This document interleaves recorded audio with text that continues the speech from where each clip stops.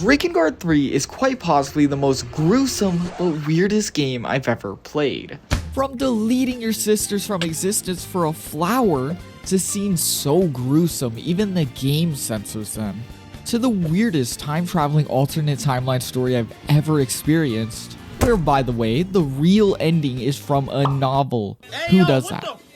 You see, after Drakengard 2, nothing really happened. The series was dead. Even when series creator Yoko Taro announced his brand new shiny game, it wasn't Drakengard, rather Nier. And even though this new Nier game would connect to the first Drakengard, it had completely dropped the series name, meaning what was meant to be a trilogy would never be complete. That was till Yoko Taro all of a sudden announced Drakengard 3. But strangely, this game wouldn't be a sequel, nor a continuation of that new Nier game. Rather be a very early prequel to everything the universe had seen up to this point. But the best part of all is that this game would release as a PS3 exclusive in December of 2013, meaning it was a PS3 exclusive released a month after the PS4's launch, starting this weird and gruesome journey off to a perfectly rough start. This is my deep dive into Drakengard 3. Not only the best game in the series, but easily one of the craziest games I've ever covered. Enjoy. And as a result, mankind enjoyed an age of sweet reverie, basking in the newfound light and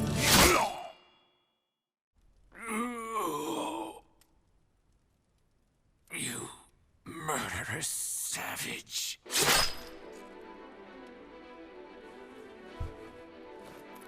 Savage. I think you mean intoner. Intoners, mythical godlike beings who possess magical abilities, most notably their songs which they use to bring all of mankind together. And the first intoner, Zero, wants to kill them all. We open to her blazing across the battlefield, leaving nothing but blood behind her. And when she seems cornered, she calls for Michael, revealing an unstoppable dragon at her side. He helps her push through the enemies so she can save her strength for the big battle against the intoners. Or should I say, her sisters. Well, offspring, but they call them sisters. Zero was the very original intoner and the rest came from her. And for this reason, Zero finds that it's her responsibility to remove them from the world. But as of right now, we have no idea what would drive Zero to do this. But well, let's meet the sisters. Pushing her way to the cathedral, Zero finds herself face to face with all 5 of her sisters. The noble 1, the cheerful 2, the quiet 3, the graceful 4, and the slutty 5. And with that, the 5 sisters are face to face with Zero, understanding what she intends to do. They launch a 5-on-1 assault against the original intoner, but Zero is easily able to push them back, proving herself as the older sister, her now having beaten everyone besides 1. 1 then quietly walks forward and puts her hand to the sky, summoning Gabriel, revealing that she too has a dragon, but no, not no ordinary dragon. 1 has ruthlessly experimented on her dragon to create something strong enough to drive off Zero. 1's gamble is proven effective when Gabriel easily pushes Zero back and tears through one of her limbs. But to Zero, an arm is nothing. She's on a mission, and so she quickly calls upon Michael, ordering him to fire back. Realizing Zero's almighty dragon's strength, the sisters step up, revealing their divine powers of song to push Michael's blast back. Gabriel then readies a far stronger shot, allowing him just enough time to fire upon Zero and Michael, winning them the battle and killing the Michael Zero knows in the process. She fled. You truly thought to kill the intoners? Silly girl.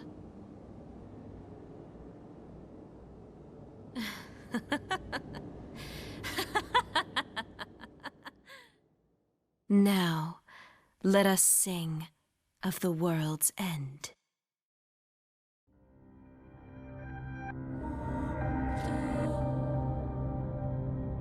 No. No. Don't. Please. Don't leave me. Michael! Damn nightmares. A year later after the battle, we return to Zero, a weaker and grief-filled Zero, now fitted with a robotic arm to replace the one she lost, as well as a strange new addition to her look. Did you notice that? Yeah. For some reason, a flower is just growing out of her eye, something she doesn't mention at all other than saying it hurts, which I can imagine it does. It probably hurts a lot. Though this doesn't mean things are over. Time may have passed and she isn't as close to where she was a year ago, but Zero is as healed as she'll ever be and is ready to try again, filled with more determination than ever to kill her sisters, which sounds so messed up. Our journey begins when she hears a ruckus outside, opening the door to reveal a silly dragon rolling around in the mud, and as you can tell, she is very upset. Knock it off! How many times have I told you? Don't roll around in the fucking mud! And to make it even better, the dragon pisses himself. I said it was weird in the intro, okay? This is, well, actually, it might be over. Anyway, he's on one of my sides, okay? It's Mikhail. This is Mikhail, Zero's new but kinda old dragon friend, as he's meant to be the reincarnation of Michael, however that works in this world. But if I'm going to be honest, I think Mikhail is the best part of this whole game. Not only does he contribute to some of the best scenes in the whole entire game, trust me, but he's one of the funniest characters in like anything I've ever played. And even off first impressions, you can tell that this dragon is pretty much the complete opposite of Zero. Zero herself loves killing, she loves being mean, and she loves being nasty, while Mikhail is like the kindest character in the game. He's silly, and he is constantly asking Zero, why does she do the things she does? This behavior that is considered odd by Zero results in her not ever calling him Mikhail, rather Dummy. Dummy? Dummy. He is literally just quite dumb, hence the nickname, so it honestly does make sense and I get why she would call him that. But with this silly dragon at our side, we get tons of super funny, hilarious interactions throughout the whole game, which becomes not only a thing between them, but with every character we get, as the dialogue and the voice actors in this game is just, it's really good. So just expect a bunch of clips like this throughout the game. And well, here's our first one. This one's perfect.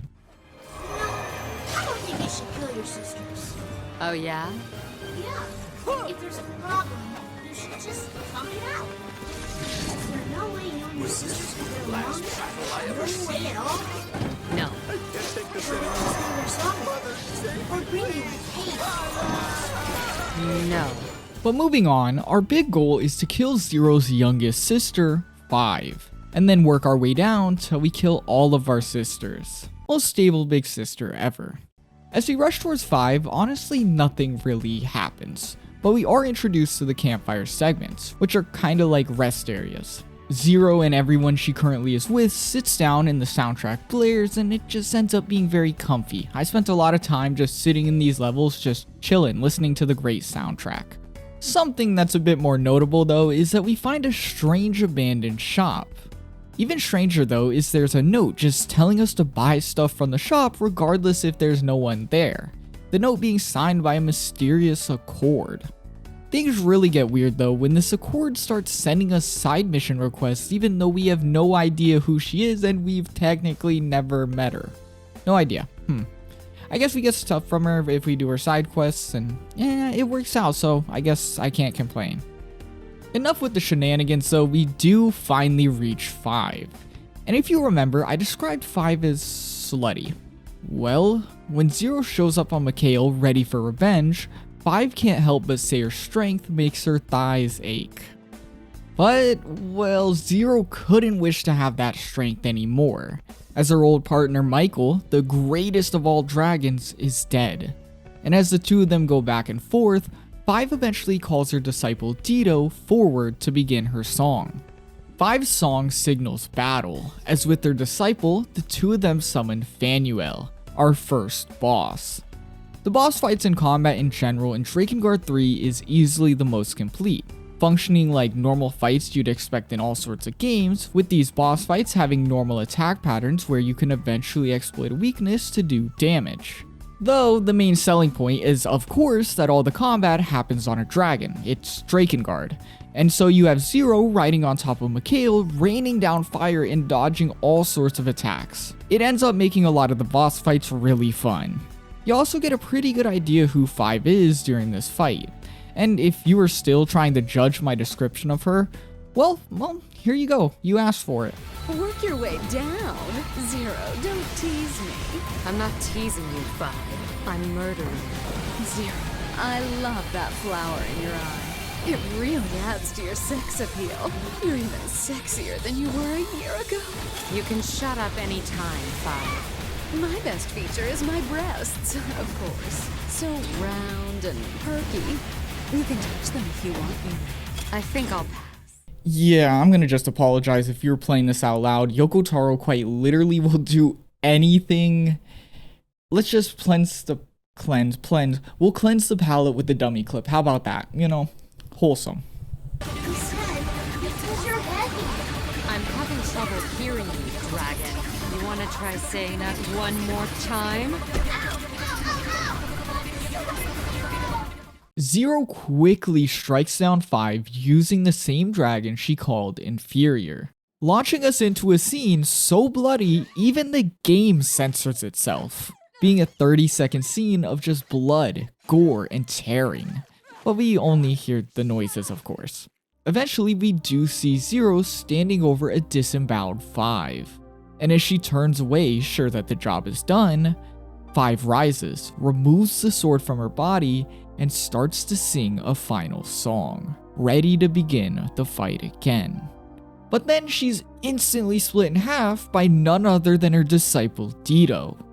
He then readies himself, seemingly ready to fight us, then he bursts out laughing, which is crazy, but then it gets even worse as he launches an attack on the now dead, disemboweled, and bloodied Five.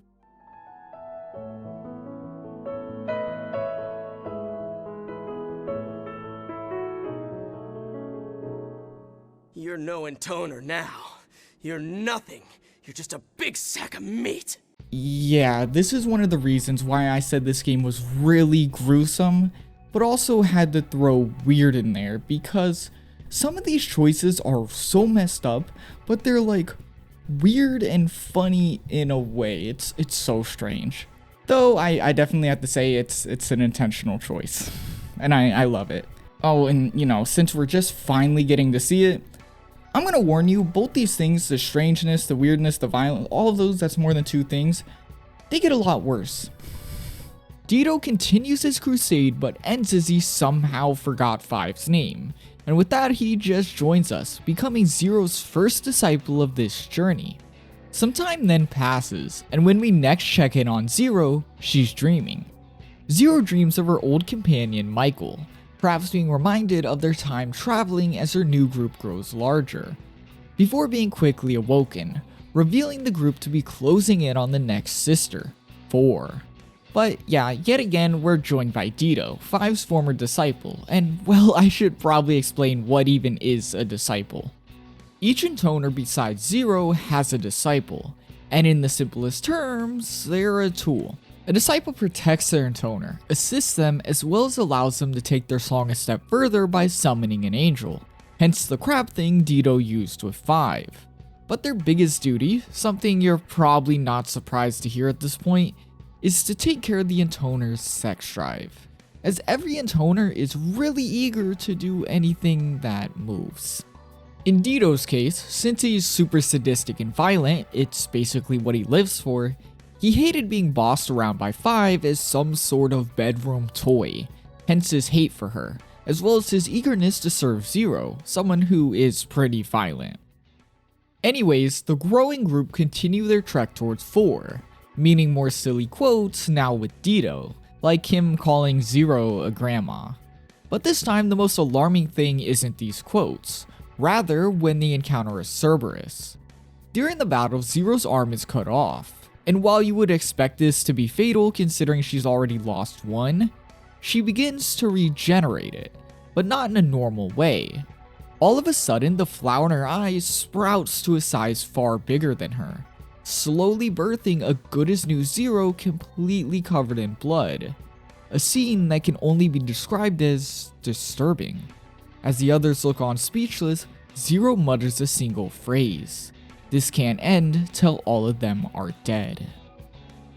And so we continue forwards towards 4, but our next scene is the complete opposite of the last, as we come across a bridge and a barricade that Mikhail needs to destroy, meaning this is the perfect chance for him to prove himself to Zero and not be a dummy. But of course, I hope you would have understood this by now, Dummy is pretty dumb and he just blows them all up. And as they fall, Zero decides to just stab his head, to keep herself from falling, so he just drops her, just like 20 feet to the floor. So yeah, that's just another day of Drakengard 3. Though, if we're going to be speaking about dumb Mikhail moments, in passing, Zero mentions that 4 is a virgin, and the dumb dragon feels the need to continuously ask what Zero means by that. Obviously, she refuses to tell Mikhail, but it's pretty obvious what she means. As sex-obsessed as the intoners are, a virgin one's gotta be pretty stuck up, which is exactly what Zero thinks. So I think it's the perfect time to go see what she's really like. They find themselves rampaging 4's fortress, but she's got the heads up and has fled, leading them to the mountains. In the mountains, after a fake ending caused by an avalanche, it totally got me, they learn 4 has most likely stationed herself up top Mount Bernstein of the Vice Norden, which they've taken to calling Mount Whatever, and so I shall do the same. Once atop Mount Whatever, trust me, I know this game is all over the place, we find absolutely nothing. But that's when Mikhail reveals a new ability, as he can apparently sense 4 in the sky, which is kinda weird, he can just sense the intoners. But we take to the sky hoping to end this goose chase 4 has led us on, and once there, Mikhail reveals a really strange hate for wyverns. Lots of wyverns around here. Must be 4's song at work. Wyverns, just a bunch of low-class dragon wannabes. We'll understand language. And don't get me started on those pathetic wings. Come on, let's roast these wyverns. Let's roast them all. Wow, you're like a different beast when you're talking about wyverns. Thanks. That wasn't a compliment. Yeah, I really don't know why either. But after he reveals this hate for wyverns, we finally find 4. Strangely enough, 4 doesn't seem that bad. She immediately calls to stop the fighting, something I might believe because of how much she ran, and she tells Zero that she has no wish to fight her. After all, she's always admired her big sister. Zero then responds normally, an outburst of anger, insulting 4 repeatedly and causing her to burst out in song, beginning the fight against Armoros, a huge sky fortress. The fortress has the ability to lock Mikhail into place, slowly trying to pull us into these magical traps as we're berated by cannon fire, leading to us having to destroy everything just so we can have a shot at 4. But during this fight, it genuinely seems like 4 cares for Zero, recalling memories of when they were younger and non-stop mentioning how they should just stop fighting, to the point where it seems like she's grasping at straws, saying even if it's not for them, they should stop fighting for poor Mikhail. Still, her pleas fall short as Zero finds herself right in front of the now defeated intoner, and as the seemingly innocent 4 cowers in fear, something happens to Zero. She struggles with killing 4, saying that something can't come out, and as she raises her head, she's like a whole new person. 4, realizing Zero has somehow returned to her old self, runs up and holds her, happy to see her dear sister, the one she remembers, returning. Everyone else is waiting for you. Where are they waiting? 3's in the land of forests, and 2's in the land of sands. They're both...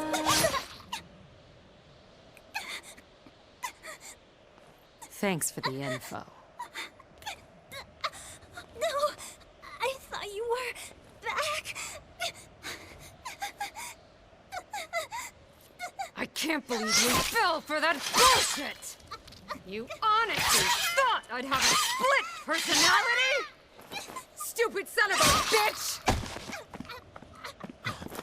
Then, to take this serious scene and make it silly, Zero takes yet another one of her sister's disciples, telling him to... Yeah, it's on screen, I don't really feel like saying that. More importantly, it seems Mikhail has evolved. A bit concerning, as in both Drakengard 1 and 2, the dragons in their blood evolving has led to some not so great things. We'll just keep an eye on it. But before we chase the next intoner, I want to point out something that you've probably picked up on. If you haven't noticed, Drakengard 3 takes a huge ironic shot at everything games tend to do. In the scene we literally just saw, Zero makes fun of the common split personality trope, being one of many moments where it seems the creators speak their thoughts on trendy ideas in an ironic fashion.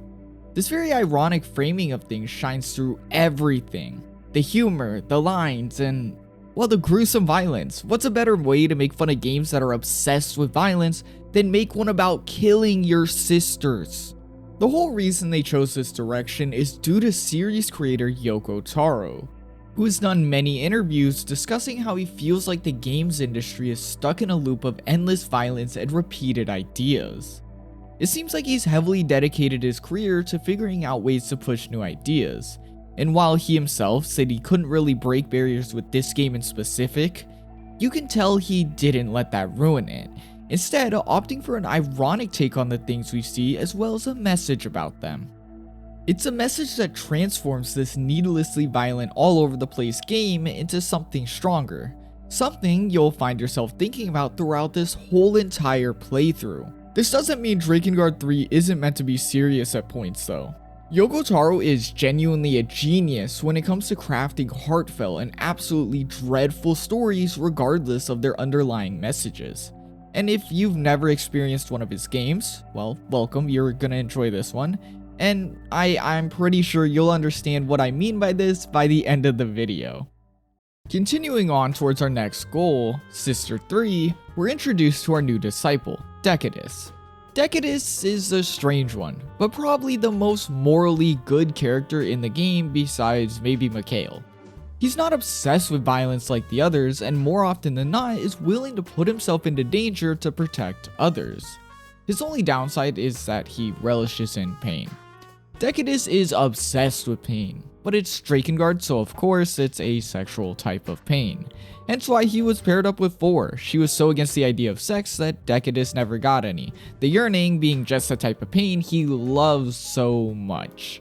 He's a weirdo, but like he's a chill weirdo, that's all you gotta know. After the airship we stole from 4 is shot down, we arrive in the land of forests. Conveniently where 3 is located and our next location filled with randomness. This begins when Zero runs into a fairy, an annoying fairy, with them bringing us to the Fairy Kings in hopes of learning where 3 could be hiding. But of course, Zero has a short temper and just kills him. Good job, our only way of going forward has been ruined. Well, it's ruined until 3's disciple appears out of nowhere and surrenders. We just got a disciple and yet now another one is joining us, this being Octa, the most excited disciple, as his reason for leaving 3 is that she no longer satisfies him. Though this encounter does help us quite a lot. Octa doesn't really help as he's a weird old man that won't stop talking about sex, but helps us in the way that 3 is now weakened without a disciple and we know exactly where she's hiding. We trek through the foggy forest, losing Mikhail in the process, though he's just as soon to be dumb and lost. So regardless, we walk our way into 3's great tree and what do you know, we find Mikhail trapped. Freeing him isn't that tough, but it does reveal 3, the quiet but unstable sister. Something we quickly see when she reveals her experiments, an army of zombified creatures and soldiers. But she doesn't stop there.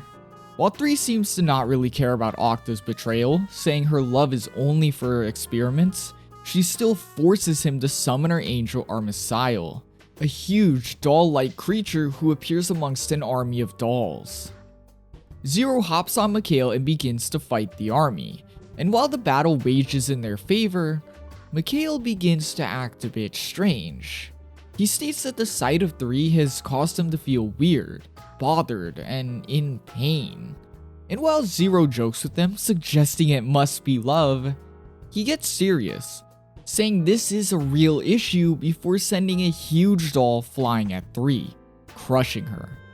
Intoners are strong though, something we've seen with 5, as 3 stands right back up, preparing for round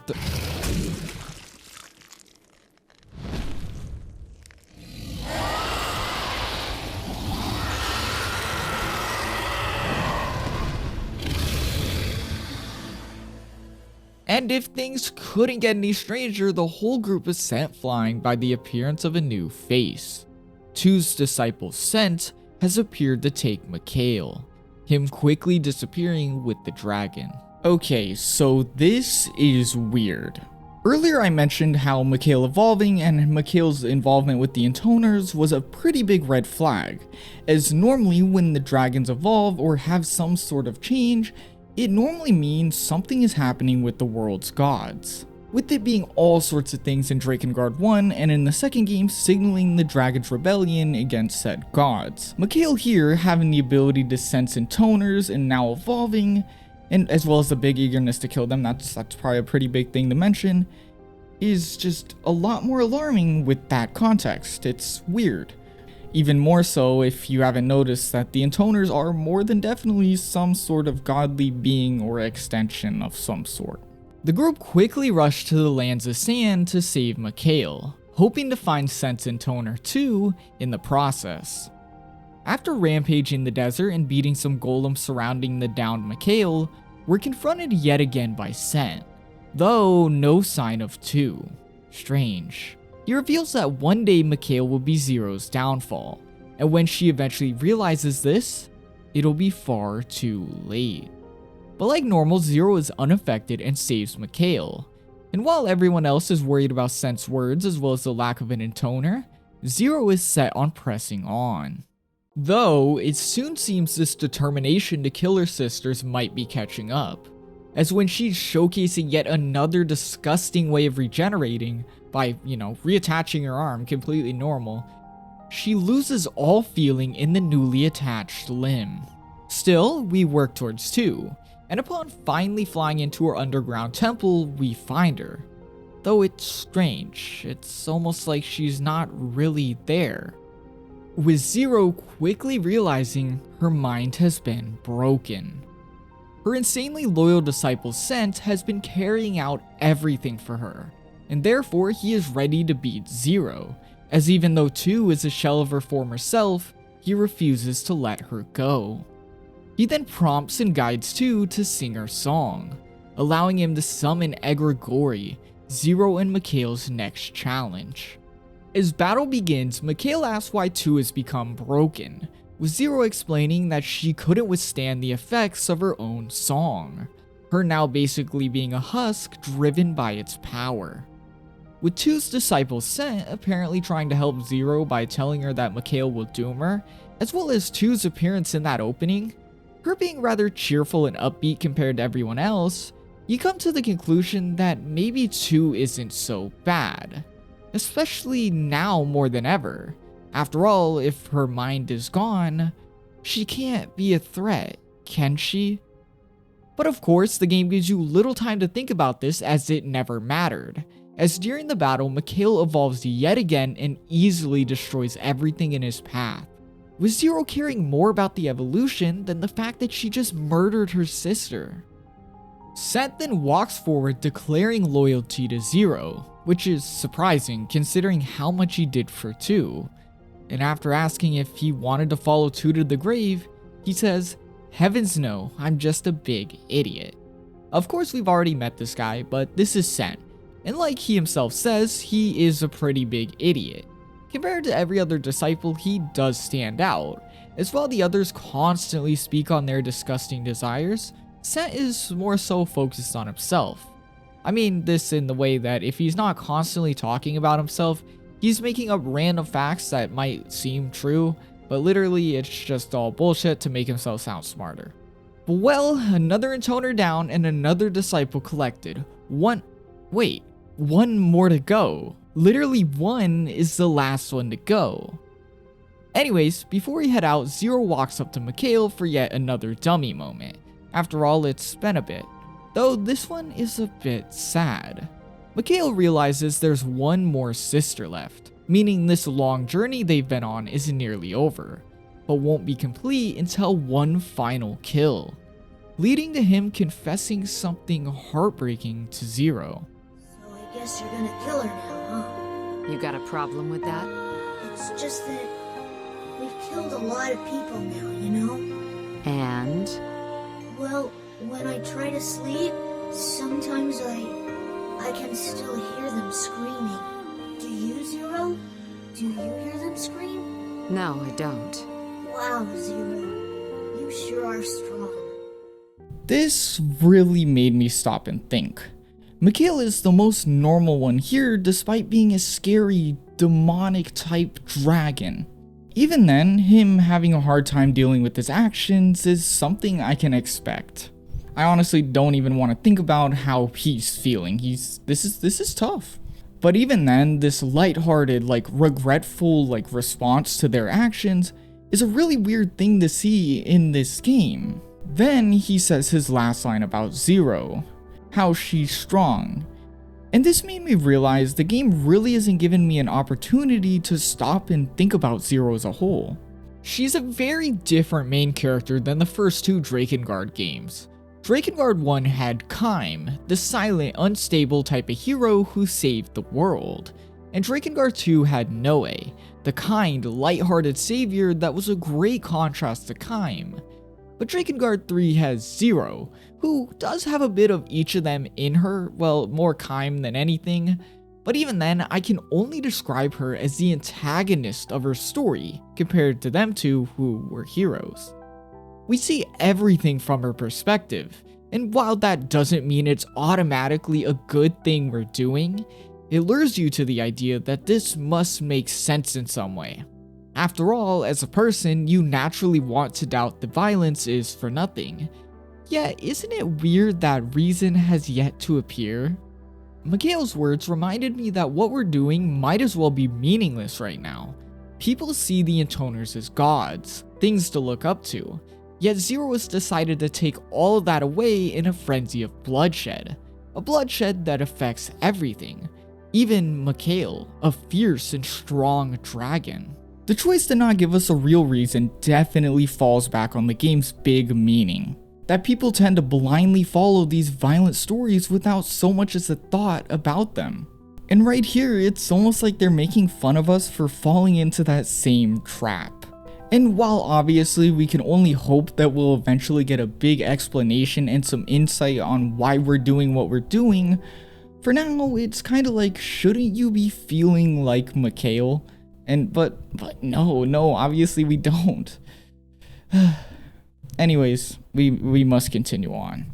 But the group begin the descent into the cathedral city, a place one has basically claimed as their own head of the world. At first, things are quiet, flying into a desolate, destroyed part of the city. But things quickly heat up as one appears atop Gabriel, her heavily experimented on dragon. This causes Zero to ask her sister where's the disciple that helped her summon that dragon, prompting one to reveal she has no such thing.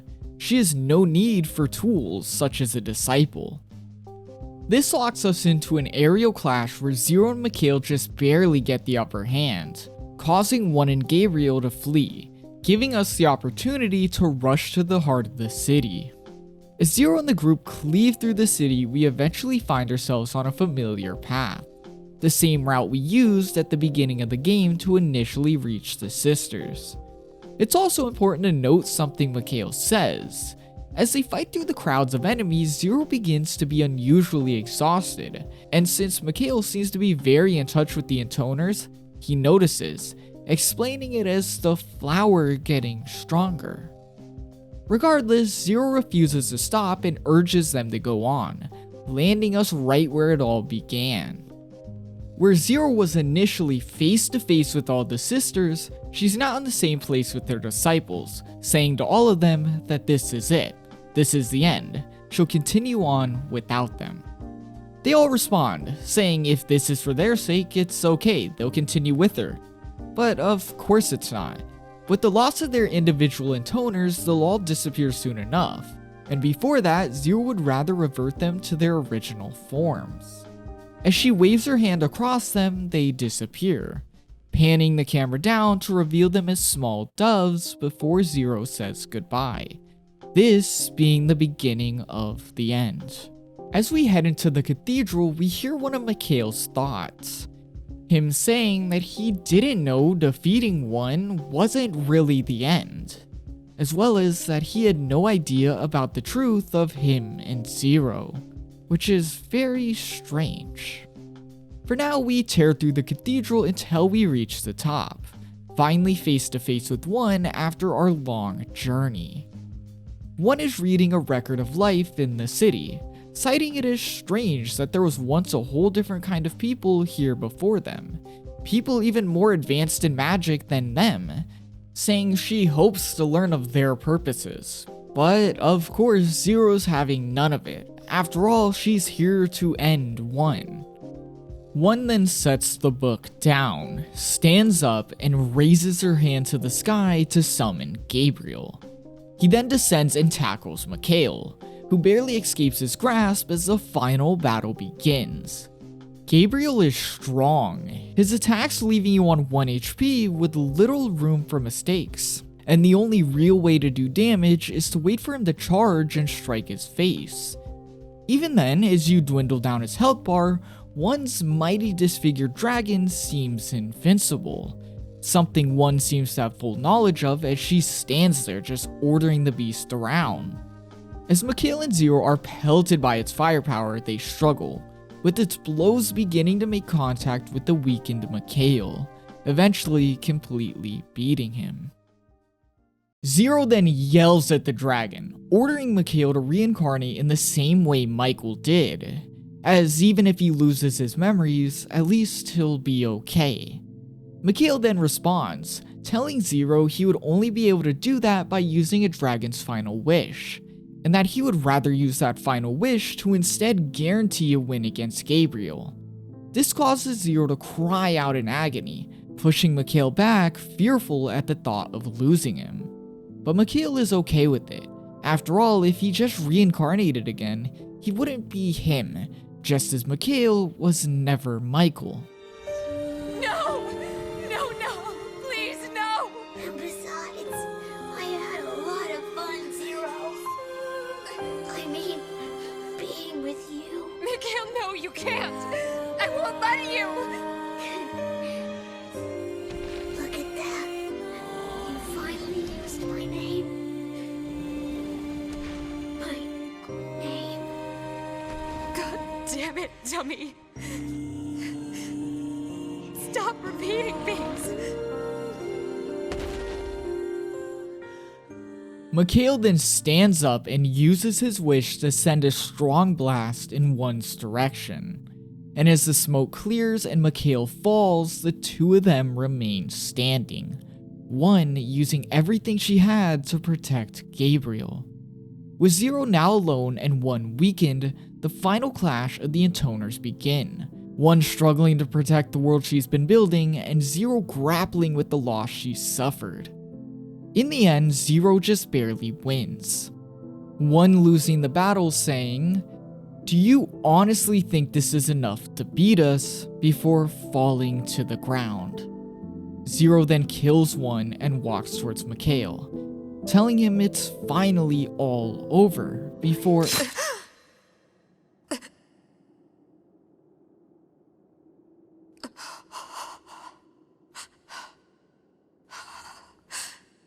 Zero is stabbed by a One lookalike, revealing himself to be Brother One, created by One in the same way Zero created her 5 sisters. His purpose was to kill Zero in the instant One failed, using a weapon made from a dragon's fang in order to stop her regenerative powers, the only way to kill an intoner. Brother 1 then calls her a murderer, saying she is no one to blame but herself for this moment. But Zero responds saying that she doesn't blame anyone. Her goal was to kill all of the intoners, including herself, before remarking that it's all over as she chooses to die next to Mikhail. With her death, Brother 1 realizes his goal is now complete and begins to celebrate. But upon looking at his sister's corpse, he asks, how is he meant to live in a world without the intoner's protection? And then the credits begin to roll.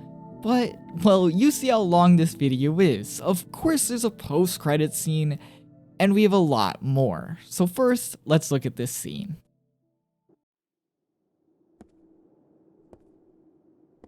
I see. If there are no intoners left to protect the world, then I'll just protect it myself. We'll form a new religion. A religion that worships my sister One. No, I am the true One. From this day forward, all will call me One.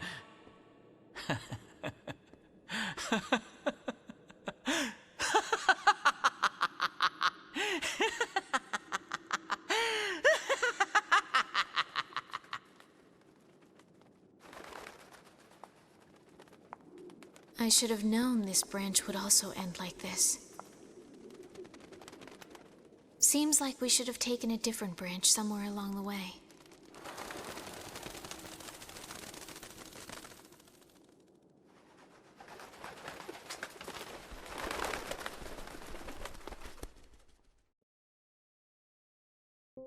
Who could that woman be? Well, while we won't get a name for a long time, she will begin to appear as we head into the next few endings. And, well, yeah, I just said it, this game has multiple endings, hence the video length it wasn't going to be just that, Drakengard 3 having 5. Which I understand does sound a bit crazy, but this is just the norm for Yoko Taro's games.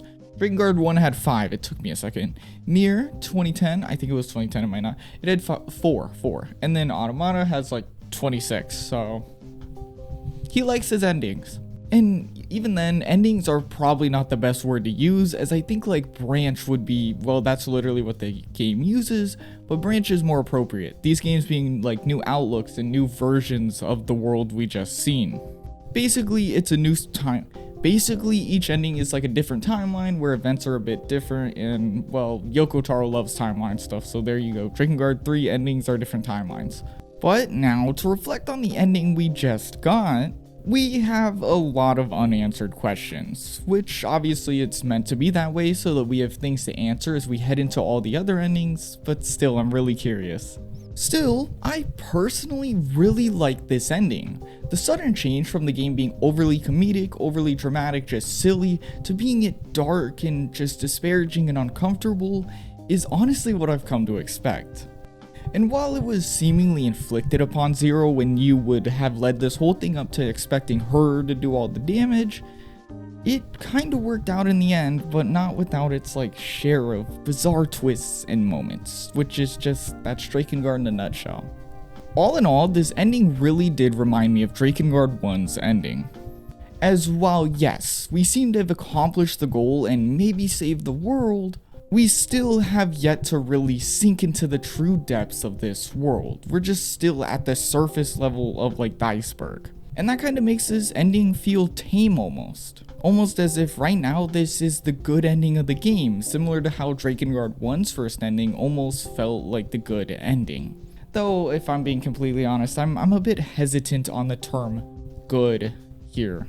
It wasn't very good, that was bloody. Though, of course, if we're going to talk so much about Drakengard 1, I have to mention the fact that Drakengard 3 is a prequel to that game. And while this ending, Ending A, is not the canon ending that would go on to become Drakengard 1, this ending does have a really cool tie-in manga that follows Brother 1 to the events of a What If Drakengard 1, which is very confusing, but basically, it's a non-canon ending that leads into a non-canon version of Drakengard 1, and the manga just shows that.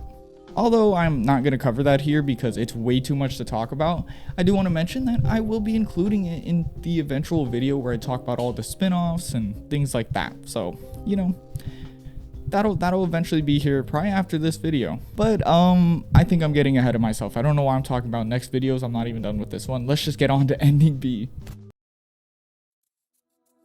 This ending begins with that mysterious lady from before guiding us to the next branch. She's like a timeline manager or something along those lines. We're not really too sure yet. She then explains Zero as a singularity, a being whose specific choices basically cause these new branches in history, with the branch she chooses to show us beginning in the forest we're searching for 3 and soon after meeting Octa. Right away, something strange is happening. Sent, why are you here? Upon speaking to him and mentioning 2, he has no idea who she is, which is super alarming considering how loyal he was to her. You can also speak to Mikhail, with Dummy mentioning how he's really hungry. I wonder if he'll get to eat 3 again. So we begin our trek through the forest looking for 3. But notably, since we mentioned 2 to Sent, he's been really struggling. He swears he hasn't met 2, he swears he has no idea who this lady is, but it feels like she's missing somehow. In his own words, I can't stop thinking about this 2 person. The forest is also notably very different. The silly fairies from before are gone and replaced with disfigured zombified soldiers, not to mention the deep, eerie fog. We then run into Summit 3's dolls, which there seem to be a near infinite amount of, and therefore it's no surprise when 3 appears out of nowhere. Zero, of course in a big rush, jumps at the opportunity to kill her sister, but 3 stops her, noting that the forest feels off, describing it as if it's crying. Zero then stops. She's noticed it. Every single person here has noticed it. Something strange is definitely going on here. And that's when 3 says that 1 holds the secret. 3 points us deeper into the forest before she explodes, but there's no blood. Maybe she just poofed from existence. Anyways, we all continue forward, but with a very changed vibe. Everyone is now on edge and very much aware that something is going wrong, with Octa even noting something strange about 3. And while this may just be him being him, he notices that 3 wasn't able to get him excited like normal, almost as if she was a different 3. Then there's the question of 1. Why would 1 leave her pedestal in the city and come to the forest? Nothing is making any sense. We've also lost contact with Mikhail, the forest blocking his communication with Zero, this proving fatal as we get a scene where Zero is pinned down by Titans, and as she attempts to regenerate using her flower, they skewer her to a wall. Luckily, this pain Zero is now in strengthens her bond with Mikhail, allowing him to censor and head to the rescue, killing the Titans and allowing Zero to regenerate yet again in the weird way. I hate that they keep showing us this weird way of regenerating like it's not the most awkward thing ever, and I think by now the game is becoming self-aware and like Zero knows it too. We then receive some potential answers from that timeline manager branch lady, her stating that the singularity 0 has led to multiple singularities in this branch. The other 2 being 2, kinda confusing, and Sent. This kinda helps it all make a bit of sense, but it's still very weird. Sent is for some reason here early and is away from 2. 1 is also apparently here. 3 is acting weird and strange, and now the forest seems to be completely falling apart. But as if it couldn't get any weirder, we run into a near-death 3 that states she invited 1 to the forest to kill her. But we don't get any answers of who, why, anything, as 3 dies. We're all confused, but there's really no choice but to continue forward, with us soon finding out the culprit in the way that we also find 1 killed, with 2 proudly revealing herself as the cause of the forest's oddities. Dito then charges forward, frustrated at all of the confusion caused by this intoner, but he's quickly stopped by Sent. him acting on instinct. He himself has no idea why things have played out this way. He has no idea what's going on. He has no idea why he left too, and he has no idea why her mind has fallen apart. But now face to face with her, he intends to fix things. Oh, Send! Send! Kill them all! Send, kill them all! As you wish, my lady. This becomes an all-out brawl between everyone, with Sent attributing his actions here to destiny, saying he was born to be with two. And after a fierce fight between the intoners and the disciples, both Sent and two find themselves fatally pierced and bleeding out. Even then though, the two lovers strive on, putting their hands together and using their divine power to summon a new angel, Raphael, a gigantic poisonous spider. The two of them summon this creature without a song, an act that is thought to be impossible. Perhaps it's just another aspect of the world the singularity has a hold over. But more importantly, the creature's poison is fatal. With the longer the battle goes on, the weaker Zero and Mikhail get.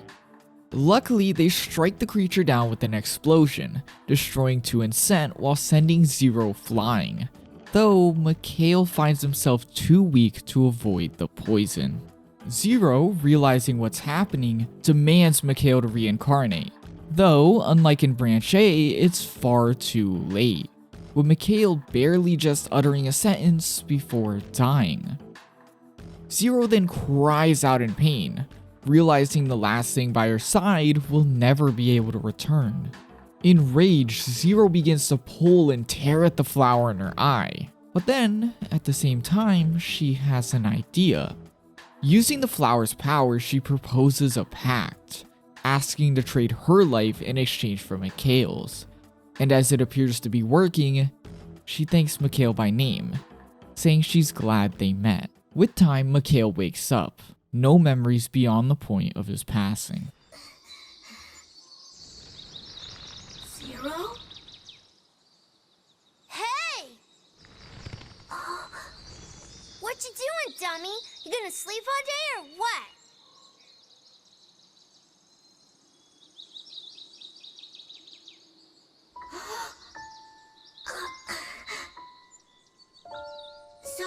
Sorry. I'm up now. Well, let's get going, Zero.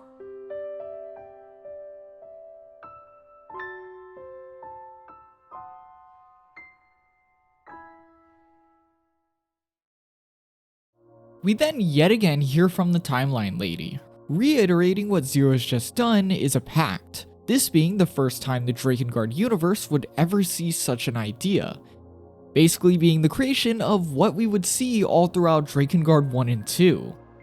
This ending was incredibly heartbreaking though, with the showcase of how close 2 and Sent really are to another bloody separation of Mikhail and Zero. They honestly wanted us to feel terrible here. This felt terrible. I also could not, even after watching the ending like 5 times in editing, I can't tell if that's Zero speaking to Mikhail at the end or if like he's imagining it or if like Zero's in the flower talking to him. Maybe that is resolved somewhere in like an interview, but like I've never seen it and it confuses me a lot. Besides that, overall this whole branch, I feel like it was mostly used to hammer in that idea that there's multiple timelines, that this is a different branch where things can go wrong, things can change, there can be all sorts of differences. Overall though, I'm not sure I really liked it more than ending A. But of course it wasn't bad. I love this ending a lot, just that one might have been a teeny bit better. If anything, now that we've seen possibilities, I'm very excited for what the Timeline Lady has in store for us next. And like, we can go check it out right now. There's no wait, let's go see. Branch C begins with Timeline Lady describing an extremely unstable branch, where after 2 captures Mikhail, it seems like she has some sort of magical hold over him, something that apparently only Zero could do up to now. We start in the desert soon after saving Mikhail from Sent, and I guess Sent is just here again. Okay, dude. Trivia time! Shut up, Scent. As we move through the desert towards our goal of 2, we experience that magical hold the timeline lady was talking about, as all of a sudden Mikhail is affected by some sort of spell, forcing him to de-evolve all the way to the Mikhail from the very beginning of the game. Later that night and around the campfire, they all speak of Mikhail's situation, Mikhail himself being heavily bothered by the fact that he's just back to being weak. We also can speak to Scent, who just like before, has no idea when it comes to 2. Wonder where that's gonna go this time. The next morning we explore the desert looking for 2, but strangely she's completely disappeared from the land, leaving nothing but her soldiers behind. While this is to be expected, after all they do protect these lands, the soldiers are noticeably off, acting like mind-controlled fanatics of 2 and non-stop mentioning the cathedral city. This, in combination with the lack of 2, leads the group on a path towards the city. But before we head out, we see the timeline lady observing them. She notes Mikhail's changes and sense abandonment as odd, but what sticks out the most is that for some reason, everyone's mental states are beginning to fall apart. Once in the city, we quickly encounter 2, Zero demanding that she take the curse off Mikhail. And so, well, her not doing that, battle begins. 0 and 2 clash, but in the background, the sight of 2 has begun to ravage Scent. All of a sudden, Scent is rushed with memories of the intoner. He feels as if he should go to her. As if he never left her, maybe her mind wouldn't be so broken. Though, by the end of the battle, he seems to come to a conclusion. Him thinking that the best way he could help her is by putting her out of her misery. The battle ends with her face to face with Scent. But just like Branch B, Dito impatiently impales the intoner. And while it seems like it's over, 2 begins to charge up a huge amount of energy.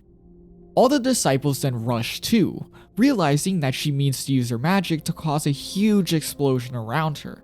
And as 0 rushes to help, Scent delivers the final blow to his intoner. The lovers then stare into each other's eyes, finally reunited.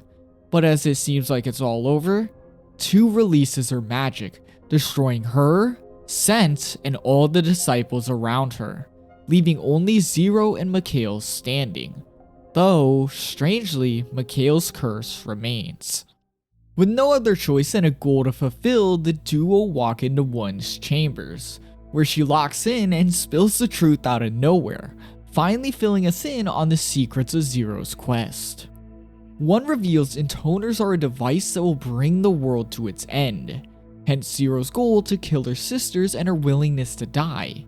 But 1 also knows 0's true plan for Mikhail. Remember how Brother 1 had a dragon weapon, it being the only way to kill an intoner? Yeah, 0 planned to use Mikhail to delete herself after killing her siblings, truly ridding the world of every single intoner forever. And of course, poor Mikhail never knew of this plan. 1 also reveals that she agrees with 0's idea, also explaining that she knows the flower 0 possesses is the reason for all of this. It won't let 0 die till it can take over and end the world.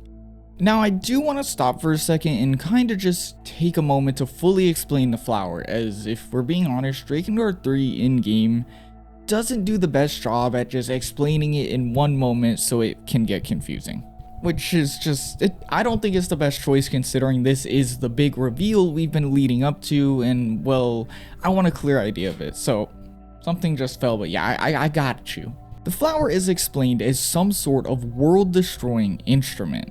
It takes control of a subject and whittles them down till it just can fully control them. This means it's probably a fair assumption to say it's either some form of god or it's some creation by the gods to mess with the world, as the gods in the Drakengard universe are well known to just mess and want to completely destroy humanity, so I think it's a fair assumption that, you know, they probably made this thing. This explains 0 wanting to kill her sisters, as the flower also resides inside of them as they split off of her. If she kills all of them, then herself, well, this flower has nowhere to go, it's basically exterminated. She also kinda never told Mikhail this, and she never told Mikhail that he'd have to be the one to end her, which sucks and that's very mean, but well, he's dummy. I don't know if he'd understand it, so who knows what's going on there. One understands all of this, though she isn't trusting of Zero, insisting she'll kill Zero, then kill herself. Meaning it's a fight to the death where no matter who wins, the flower dies. We then begin a strange boss fight against golems, where they randomly shuffle and Mikhail needs to charge the correct one to do damage. Though, what stood out to me most during this boss fight was a heartbreaking quote from Mikhail. Look out! You too, Zero. Don't let your hands get hot. What? Your hands usually feel nice and cool, Zero. Sometimes they get real hot, too. Usually that's when your heart is fine. It's when you're lost and in trouble and flying. But right now, your hands are really hot. Upon the golem's defeat, one summons Gabriel as a last-ditch effort. And while weakened by the curse, Mikhail is somehow able to beat the dragon. But as Zero turns around in surprise, the victory came at a cost. Mikhail has been torn apart by the firepower. As reality sinks in, Zero turns and faces One, both of them enraged and ready to finish this once and for all. Zero cries out in despair the whole fight, with One saying this is exactly what Zero deserves. She gave them all life just to take it away, thinking she could curse the world to just turn around and save it. In the end, Zero cuts down One, her final words telling Zero exactly what she's thinking. She's the only one left with no dragon to finish her, leaving Zero to walk off weakened and sick, the flower fighting for control of the alone intoner. I'll find a dragon somehow.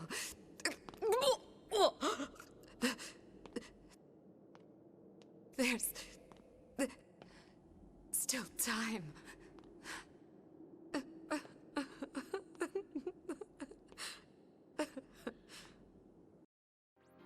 We end this branch with yet another timeline scene. Though, for some reason my game just skipped itself, but what the lady says is that while Zero completed her objective, she has no dragon to finish the job and her mind is getting worse. Therefore, she decides this branch isn't worth it and terminates it. Ending C is very interesting in the way that it's basically, and you can tell it's the setup for the real endings of the game. Basically being an ending where we get all sorts of these big reveals. We get the truth around the flower.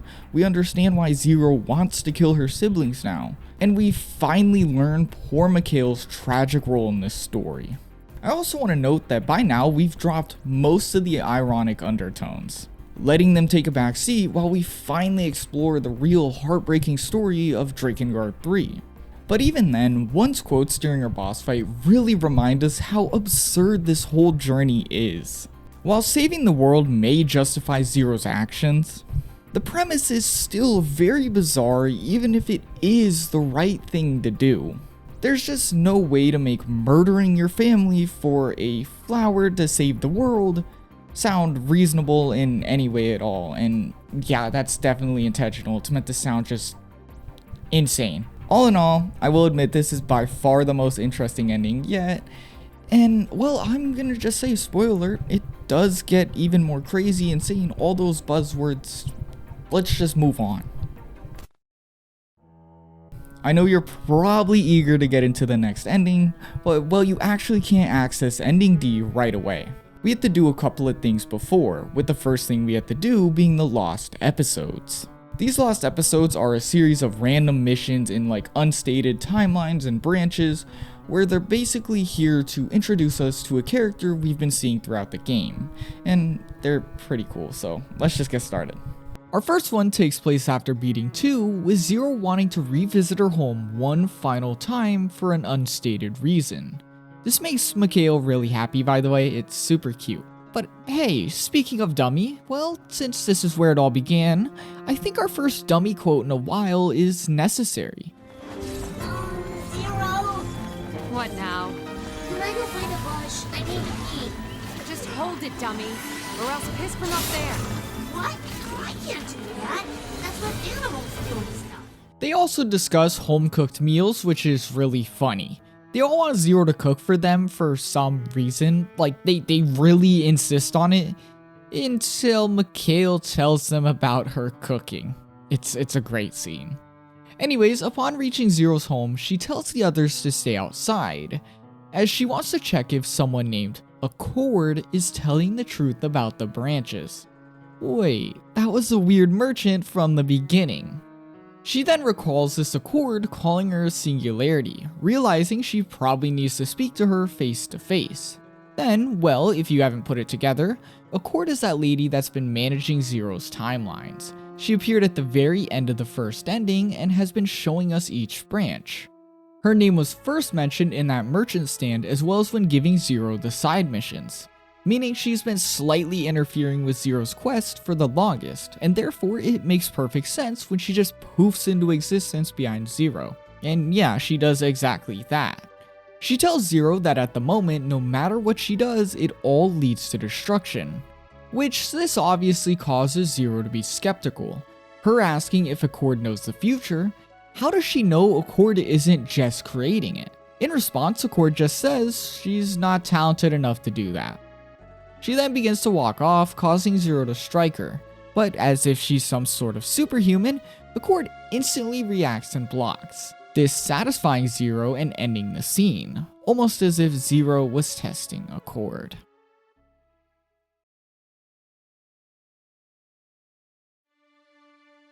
The next episode takes place in Branch B before they hunt for 3, with Sen talking to Zero about some sort of mythical fruit that is found in the mountains. They then spend the whole mission talking about food, yet noticing a lack of said fruit, them slowly realizing that Sen is just being sent, a big idiot. They all end up tired at the end of the day, but before Zero herself can rest, she finds herself in another encounter with Accord. Accord then repeats the same thing as before. As of now, all paths lead to destruction, prompting Zero to ask if that's what the book is telling her. And when Accord says it sure does, Zero tries to take the book, leading to a super silly, hilarious scene. Sorry.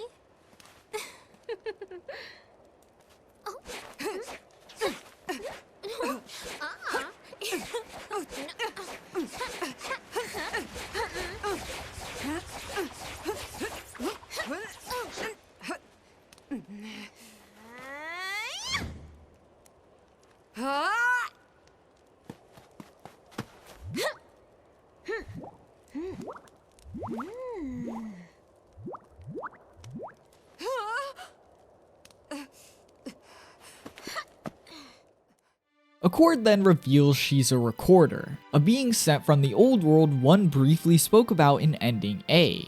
Her role is to basically record history, though since Zero keeps getting bad endings and she's a singularity being, she's helping. Just a tiny bit though, not enough to get in trouble. She then reminds Zero a final time to wrap things up in a way that actually works, before walking off and ending the episode. Our final Lost episode begins with Zero in a dream, recalling a scene with Michael where he asks if she'll be ready when the time finally comes. Zero then wakes up to Accord, her repeating the only thing it seems like she can actually say, but adding she'll be forced to neutralize Zero completely if things don't change soon. The rest of the episode doesn't really have much, really just being a big showcase of how close but silly of a bond Mikhail and Zero have, hammering in the point that we'll soon see the end of their story. Anyways, here's a silly dummy clip. Hunting, huh? I wonder if they'll bring back my favorite. You eat rotten meat, dummy. You don't have a favorite. What? That's me. I so have favorite, Zero. Oh, you do you? Like what?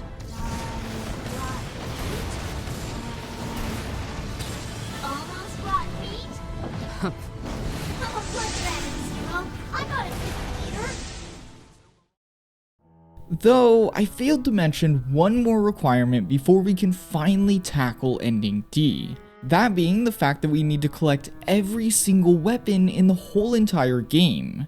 Which, if you know anything about, Yoko Taro putting this task in his other games, it's a pretty big challenge. But, well, surprisingly, I think this was the easiest it's ever been in one of his games. If you even try just a little bit, you'll probably find about 75% of everything.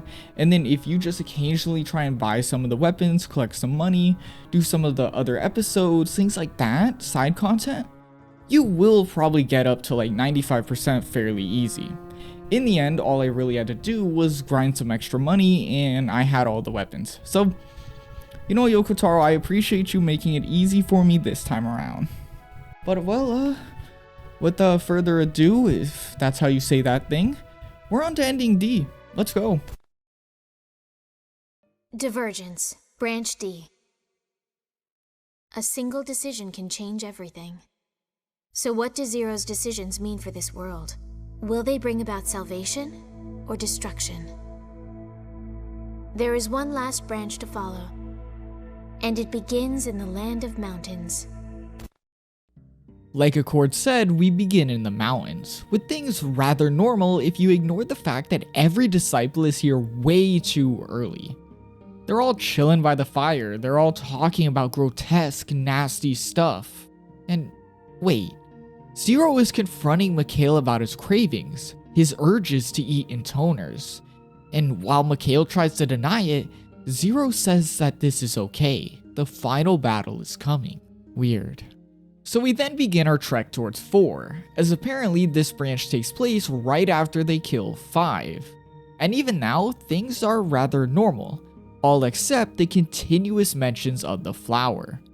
The disciples note that it seems to be getting rotten and Zero is growing weaker quicker, meaning the flower seems to be growing at a very quick rate in this branch.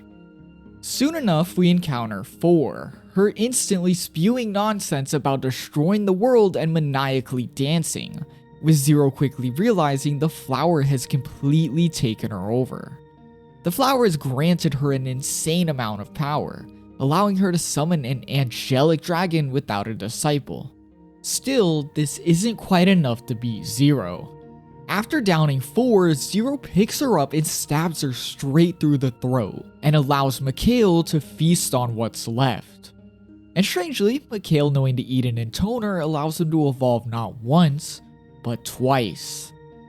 Next we head to the land of forests in search of 3, where we run into Accord in the process. Accord explains that dragons have a natural hunger for intoners, and that the stronger their magic is, the greater the meal, meaning that because the flower had grown and taken control of 4, Mikhail was not only hungrier, but it allowed him to evolve far quicker. She also explains that most dragons can control this, explaining why Mikhail has been in check for pretty much the whole game till Zero allowed him to indulge. And while this worries Mikhail and all the disciples, Zero trusts that things will play out exactly as she hopes. Also, Sent isn't part of anything I just said, not because he's not there or something, but because he spends this whole scene trying to get with Accord by telling her to change her look to look exactly like 2. And she just tells him that her response is irrelevant to this branch and therefore she can ignore him. I absolutely love it, Accord is mine. Together the group trek through the forest, though like in the mountains there's many mentions of Zero's situation getting stranger. But what's even worse is that when expecting to find 3, they find a zombified 5. Of course, Dido, loving the dark and disgusting, instantly falls in love with this and switches sides, summoning his angel to assist 5 and her army. This pushes Zero into a corner, but thankfully Sent steps up, somehow summoning his angel without his intoner. In the end though, this does prove effective, as Zero ruthlessly slashes 5 to death. And though it looks like battle will continue against Dido and his angel, both him and Sent begin to disappear, prompting Zero to reveal this is the price a disciple pays for summoning an angel without their intoner's song. Dido then cries out in despair, upset he has lost the place he belonged just as quick as he found it. Meanwhile, Sent laughs it off, him saying there was really no point for him to live without Lady 2. Our next scene has a completely different thing going on. I guess things have been a bit too tense lately, so Drakengard 3 has chose to show us a scene of Zero in the bath. Then, her discussing their bedtime routine with Mikhail wanting to join in on the quote-unquote playtime. And well, if I had to read that, so did you. We then find ourselves in the Land of Sand, as since 2 was already gone before we began this branch, maybe 3 has taken her spot, with Mikhail soon sensing her in the skies. On a completely random note, Mikhail sings a song right before this battle. It's not relevant at all, and it's literally like 3 minutes long, and you can tell they quite literally added this scene just because why not? They wanted Mikhail to sing a song, and obviously dummy singing is the dumbest thing ever. I won't play the whole thing obviously, but from the second I heard this song, and even before I started making this video, I knew this needed to be in this video somehow. It's just it needed to be here, so playing it now. It's time for verse 2! My name is Mikhail, my name is Mikhail. I also love me some rotten meat. Give me praise, give me praise, give me praise, give me praise. Tell me I'm the bestest. Hop on my back and let's fly through the sky. Yay! Hey, Huh? there better not be a third verse. What? Sing again and I'll kill you. Fine. After that silly song, we finally find 3, her also corrupted by the flower and in turn summoning an ancient dragon. While the other fights so far have been easy, this one does prove a challenge for Zero, and as things get worse and worse, Decadus finds his way onto the back of Mikhail, her disciple offering to summon his angel to stop the dragon at the cost of his life. Though to him, the idea of dying for Zero really gets him off, so I guess it works out. He even calls it like a reward for himself. Oh my, ew, just ew. This does give Zero and Mikhail the advantage needed to win the fight, incinerating 3 and leaving 1 as their final target. Though, before we really finish this, Octa has a question, asking Zero, what really is the truth behind the flower? Surprisingly, Zero answers, revealing this all started 2 years ago when she died. Yeah, talk about terrible luck. Zero was sick, died, then infected with this flower that basically forced her to live. Worst of all, it's slowly taking her over with the goal to send the world into ruin. Pretty shit deal. Upon learning the truth of this parasite that had infected her, she saw only one option, dying again. And so, upon trying to take her own life, the flower multiplied, splitting Zero into 5 other pieces and creating her 5 sisters. Her sisters would go on to strive for world peace and eventually obtain it due to their magical powers, which most of were directly stolen from Zero. With herself being a ticking time bomb that just created 5 more ticking time bombs, Zero realized she really only had one option, and sought for a way to rid the world of intoners. Her finding exactly what she needed upon meeting Michael. Together, her and the strongest dragon of them all made an agreement that he would kill Zero after they killed her 5 sisters. This working out for both of them because the flower is the natural enemy of all dragons. This backstory then ends with Zero's first meeting with the Cord, us now fully caught up on everything we need to know as we face the end.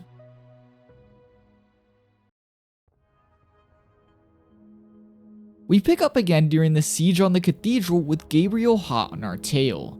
Zero is then knocked off Mikhail, but it works out, as if he can take care of Gabriel, that leaves 1 open to Zero. This begins a battle similar to the last branch. Neither sister trusts the other enough, so they battle to be the final intoner.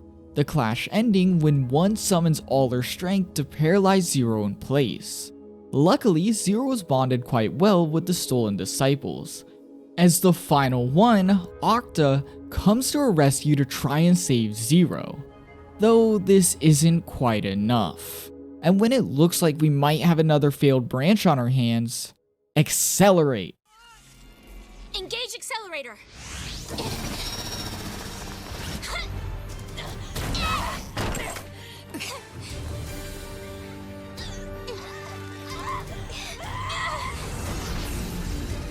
Jeez, you're stubborn. Alert! Requesting condition 2-8 under authority 777. Load the following code.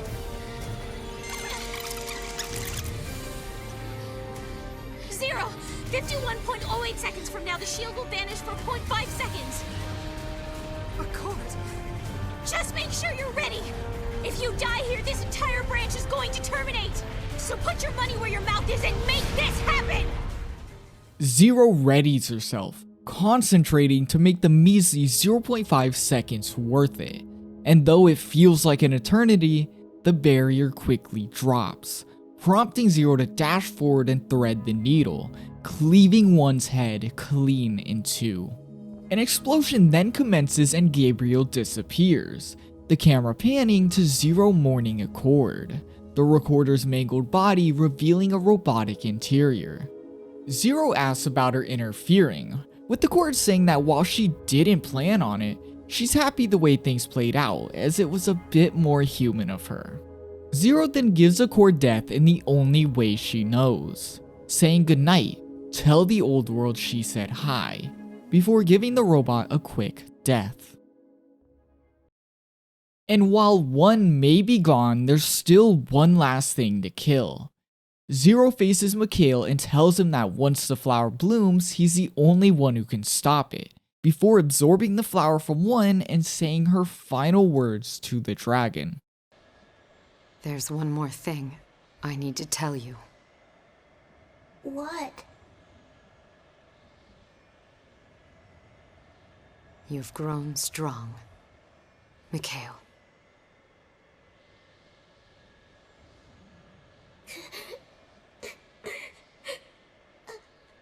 Zero.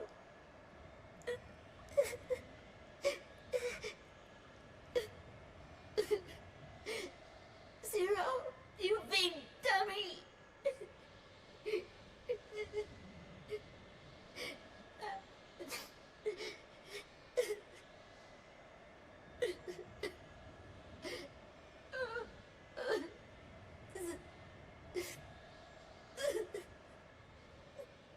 This begins one of the most confusing boss fights I've ever experienced. And I don't even mean confusing as in it played really weirdly or bad, but like, I can't tell if I really like it, or it's just, you know. You play as Mikhail and you beat the flower inside of every sister as it slowly blooms throughout the fight. It's pretty cool and it's a very visually looking great fight that made no sense, but it looks really good. But even then, the most important part of this fight is the music. This isn't a normal Drakengard 3 boss fight, as the final boss is none other than a rhythm game. I love this idea, as not only is it a callback to Drakengard 1's final boss, that boss also being a rhythm game, but it perfectly connects the intoner's power of song into a big grand boss fight. Plus, this game's music is just phenomenal and it makes for such a good experience. My biggest issue though is that it's also a ton of bullshit. You see, in a normal rhythm game, the second you would press the button, you would expect it to work. But here it's like kind of a weird thing going on, and I don't know if it's because the game's hardware is just not the best. But like, you kind of have to press the button like a few frames before you would expect to press it, and I want to say it's like you're pairing the button. Oh, and then you have to do that, which is a crazy small timer that's a little janky, but you only get one attempt or you have to restart the whole boss fight. And I'm not even going to get started on the camera, as I think shitty cameras are just, you know, the norm for like the 2000s. So, well, this was 2012, but the camera's not great for this boss fight. The reason it's like this and the reason that it's kind of janky is that people say to completely play it off the music. Like, close your eyes, listen to the notes, press the buttons along that. And, you know, that's a really cool idea and it makes sense because the game likes to reference music, it's pretty in touch with music. But like, I just couldn't. I don't know if it's just my ears not being in touch. I don't know if like, I'm not a good enough, just my ears. I couldn't. I try so hard and it doesn't happen. And I just don't understand it. So I'm stuck with my eyes. And oh, speaking of my eyes, do you know how long this boss fight goes on for? Not 1 minute. Okay. Not 2 minutes. Maybe a little over 8 minutes. 8 minutes. This boss fight's 8 minutes long. Yeah. It's one of them. All that to say that it is a phenomenal fight. It has its frustrations for me, but well, some of those don't affect people. But For me, it has a lot of its frustrations, I'm gonna be honest, but it is a great fight. I could give it endless compliments as much as I could kinda complain about it. I think it's a great final boss, and it's a really good final boss for this game specifically. It just feels like the perfect final experience for Drakengard 3. Even then, I wasn't about to do this whole boss fight again for a 5-minute section of this video, I'm sorry. I tried for like an hour and a half and I just couldn't. I was getting very angry. So, well, I beat it once, I'm not doing it again. I just pulled it off YouTube and, well, the video that I have here is in the description and it's going to be in the corner. So, thank you. It's a cool boss though. I don't want you to think that it's bad or something. I personally couldn't do that again. As you finish up the rhythm game, we hear Zero and Mikhail's final conversation, with him saying that he always had fun with Zero. Even if the killing was really hard on him, he loved being with Zero. She then responds, saying she's glad, but now the time is here. It's finally time to end this all. Mikhail, finishing the song, fires one final shot, destroying the flower and erasing all existence of the intoners. Well, besides Zero's sword, conveniently surrounded by 4 doves. We also hear Accord commentating on the destroyed flower, stating the intoners have been sealed away as the flower's been neutralized. And though this is the case, she can't shake the feeling she'll find a way to see Zero again. We then see the destroyed Accord joined by yet another Accord, this one wondering how the future will play out now that the singularity has been finished. And then even more Accords show up, then more, and then even more. Them all acting silly until they find themselves in a formation, saying their goodbyes to their fallen ally. As they walk away, well, this story's over. But, well, not before we're given Drakengard 3's final message, one that you can tell came directly from the developers.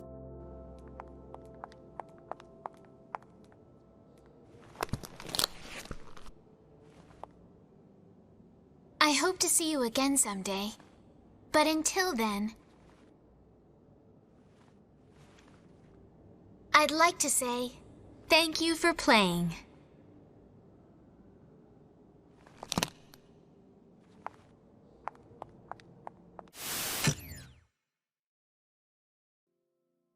I feel like there isn't a whole lot to say about this ending.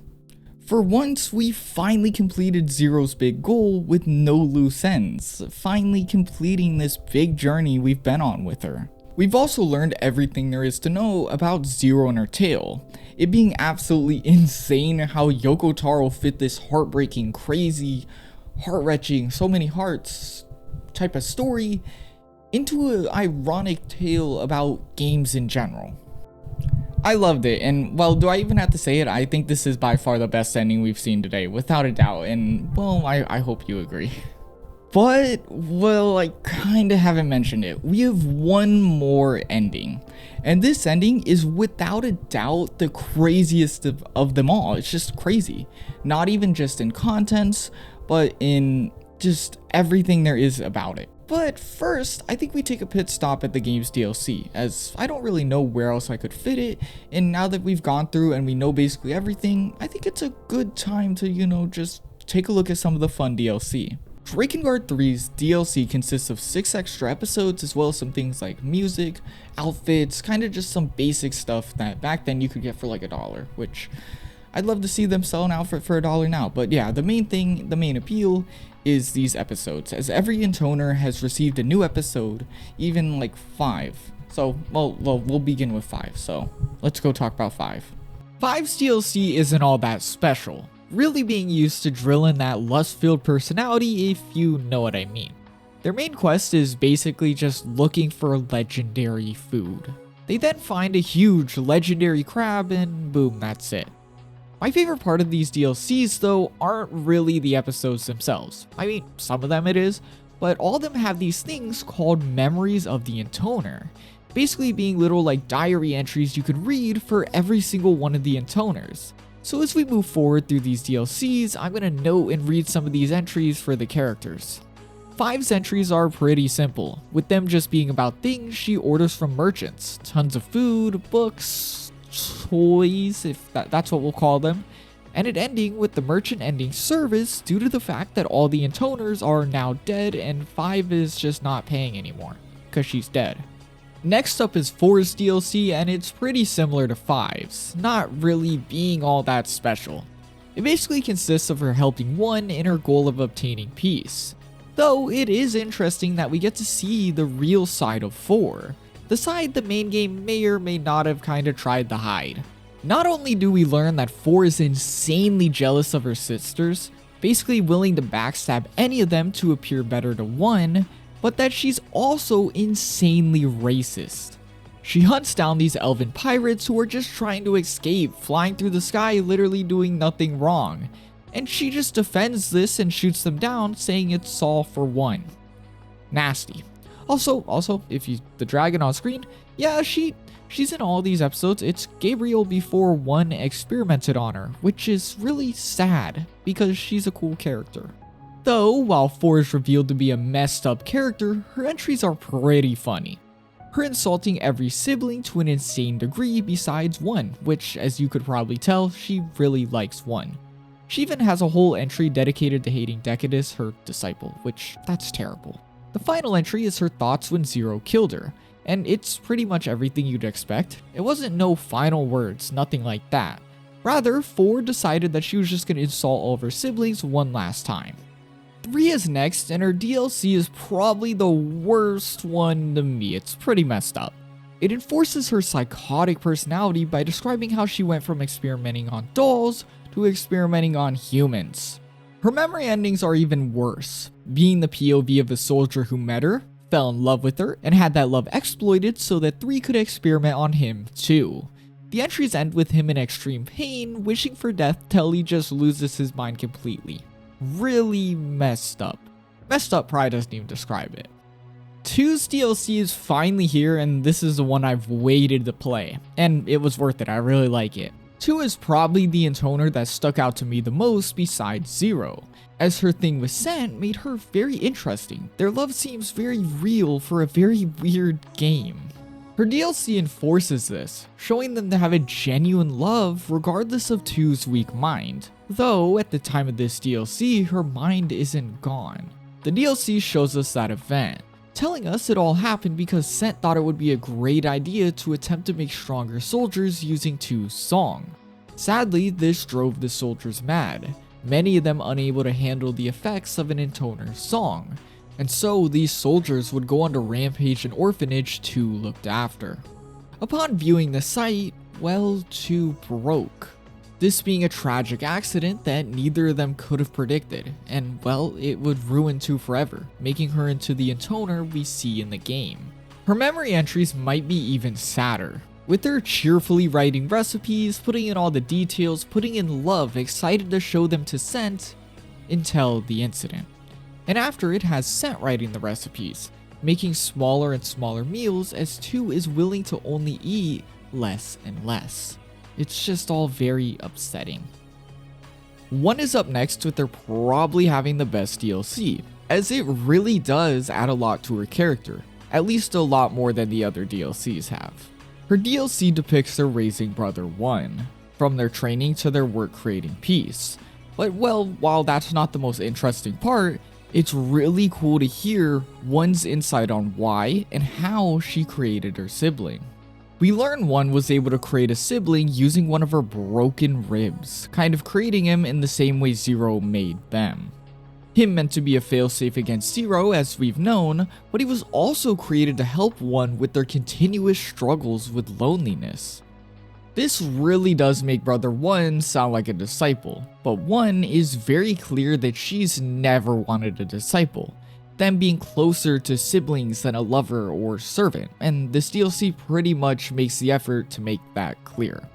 On the other side are 1's memory entries, and in all honesty they're probably some of the more uneventful ones. She writes lessons or words the other intoners should take to heart, the final entry being right before her confrontation with 0, her sister's deaths leading her to worry if this was really worth it, as well as where could she have gone wrong. We finally moved to the final DLC, and well, surprisingly, I think I had to say Zero's DLC is probably one of the lesser interesting ones. This is mostly due to the fact that the game has already told us pretty much everything there is to know about her. Anyways, we start with their meeting Michael. It being surprisingly similar how similar Mikhail is to his ancestor in a way, Michael. It was funny. But we follow Zero till she finds herself in a team up with the dragon. Him agreeing, as well as we know, the dragons are naturally against the flower. The rest of the DLC is him testing Zero to see if she's worthy of his power. Though there is kind of a somber undertone that tells us Michael is really lonely. His status as a powerful dragon, meaning everyone he loves leaves the world far before him. Meaning that Zero may have really needed him, he really needed her too. Though the powerful Michael will never let her know that. And while her DLC was nothing too insane, her memory entries are probably the most tragic, giving us some of Mikhail's diary entries long after Zero has left the world. They depict Mikhail traveling the world, with a big emphasis on how much everything reminds him of Zero. The entries go on with him becoming more and more discouraged about helping the world. Though, right at the end as things look better, he seems to find inspiration, saying if Zero never gave up, neither can he. And as we turn the page one final time, expecting a great ending, it depicts the dragon's death, ending our final DLC. We can now finally dive into Drakengard 3's real ending, the canon ending, the ending that would go on to become Drakengard 1, Drakengard 2, nier automata, all of those games. This ending, well, this leads to it. Oh, but first, snap. And now we're outside. And you're probably wondering the reason we've left the green screen for other greenness is that this ending doesn't actually take place in the game at all, rather a novel. And since I have nothing to put behind me, there's no gameplay in a novel, I thought, why don't we just record in front of some greenery? And well, other than the final ending of the whole entire game of the Drakengard series being in a novel, which is certainly the weirdest choice I've ever heard of, but well, Ending E. Ending E is a novel ending that is not found in the game at all, and it's not sold outside of Japan, and you can pretty much only get it in Japan. So not only did I have to track down a fan translation, and this is finding a fan translation after the Drakengard archive site has been completely deleted by Square Enix, even though Yoko Taro said he likes it and wants it to stay there. Regardless, it took me a really long time. I found a translation to this novel that not many people know about. And of course, I had the iPad here with me because, well, reading from a book is kind of hard when you don't have the book in front of you. But yeah. Now, I do want to quickly apologize. The audio for this recording isn't that great. It's my first time recording outside, and therefore there's a lot of environmental noise like wind. I completely understand if you want to just skip through the section, skip ahead, and well, I'll be putting a link to the novel down in the description so you can read it. We begin in the prologue. It basically reiterates a whole lot of information the game does in a similar way, though there's a lot more details with it. But one real interesting thing to note is that the story here isn't explicitly told by Zero, not Mikhail, but rather Brother 1. And yeah, he reveals this and then quickly pushes us into the story. We begin on Chapter 1, the Sisters chapter. And well, strangely, this route starts out just as weird as the others, with Zero describing a scene of her killing a cord and just chucking her off a cliff, revealing that deep down she really hated the woman. From her voice to the way she acted and the way she would repeatedly tell Zero things I guess really bothered her. We then begin similar to the game, going after 5 as we normally would. But one really interesting thing about this novel is that it goes into an insane amount of detail very often. Meaning that not only are we given more descriptions of the world and the timeline and the lore, but we get a lot more information on the characters' feelings. This leads to a section where, of course, Zero reiterates her backstory, chock full of things that we do know, but in increased detail, leading to a description of the flower that I thought was very unnerving. Suddenly, the flower began screaming. It unleashed an ear-splitting shriek, more horrifying than anything she'd ever heard before. It filled her head so completely that it concealed the sound of her sword hitting the ground and rolling away. In an instant, the all-consuming pain began to subside and her legs gave out. She could still feel the impact of hitting the ground, but her senses were growing numb. She had trouble warping her mind around what she saw. The dainty blossom had sprouted from her and begun to swell to a massive size. It was sapping the last bit of strength from her body, leaving her only able to watch.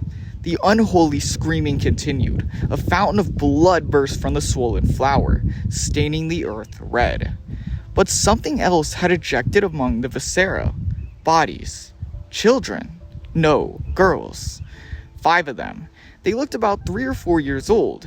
Each had different colored eyes and hair. Some of them looked vaguely familiar. Some she didn't recognize at all. And if this couldn't get any worse, the novel then goes into uncomfortable detail about the new sisters, or these new beings, there aren't even sisters at this point, all of a sudden just calling Zero sister. Earth red. But something else had ejected among the viscera. Bodies. Children. No, girls. 5 of them. They looked about 3 or 4 years old. Each had different colored eyes and hair. Some of them looked vaguely familiar. Some she didn't recognize at all. And if this couldn't get any worse, the novel then goes into uncomfortable detail about the new sisters, or these new beings, there aren't even sisters at this point, all of a sudden just calling Zero sister. From there, we continue to 5 as normal, and well, the fight also goes normal. But yet again, this novel is very heavy on the details. Not only do they go in depth with how the sisters are split from Zero, but we get an intense description, a bloody description of how Zero ruthlessly murders her sister. But the thing that really affected me is we also hear a lot more Mikhail's feelings, and here they describe a very sad and upset Mikhail compared to him in the game just being rather quiet during these scenes. But we now move on to chapter 2, the Dragons chapter. Just like the first chapter, this one starts off on a weird note, with 4 kicking out Decadus thinking that he's some sort of enemy agent, leading him to us and Zero realizing the flower has begun to take over her sisters. 4 is beaten in the same way as ending D, and the events play out in a 1-to-1 as they travel forward. Right at the end of this chapter, we learn what happened to 2 in ending D. As since 2 had begun to sense the flower's control, she decided that she would rather go out on her own terms. But yeah, that's pretty much it for chapter 2. We then move on to chapter 3, the Disciples chapter. And well, if you couldn't guess it, we got an interesting start yet again, with 1 and Brother 1 investigating the forest 3 resides in. Forest. They realize the forest is beyond destroyed with an ominous poison arising from it, and 1 comes to the conclusion that she needs to kill 3. 1 realizes that no matter what she does, 3 will grow more and more malicious. But the idea of killing her shakes her. She doesn't know how she can kill her own sister in a way that will make her different from Zero. But we find ourselves back to Zero as they find scent, with Zero explaining that while she can't harm herself, her sisters are incomplete forms of the flower. Therefore, if they really wanted to, they could end themselves, but Zero can't. Things then play out similar to ending D, with Zombie 5 appearing and Dido and Scent summoning their angels.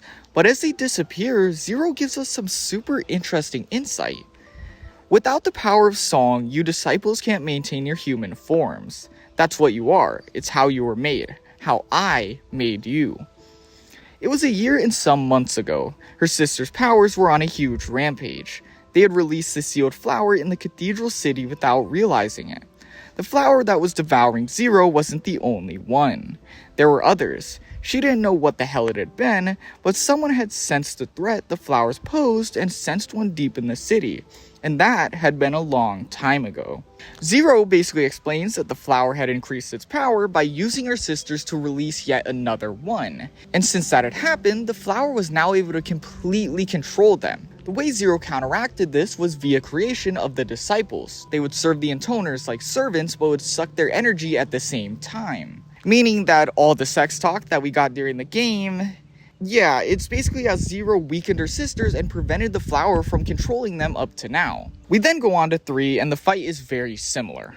with the one exception being that not only does Decadus sacrifice himself, but so does Octa, leaving us with no disciples as we go towards 1. We're now finally on chapter 4, the Flowers chapter, and yeah, it's our final chapter, so we're almost at the end. Great line, jaytoro.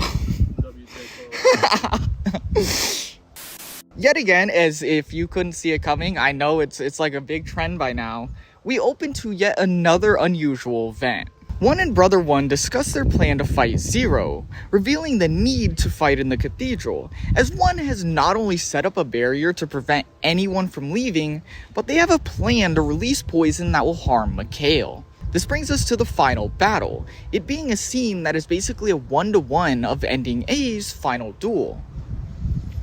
That is, until 1 begins to summon her angels. 1 begins with the golems from ending C, with Zero and Mikhail being able to easily take them out.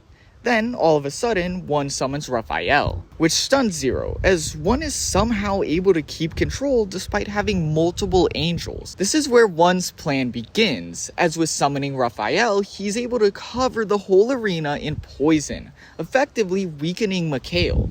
Still, him and Zero prevail, though both of them are very weakened as 1 summons her final angel, Gabriel. This forces Mikhail into battle with a dragon as Zero jumps off to fight 1. During this battle, the calm, proud 1 cracks in a way that is very similar to ending C.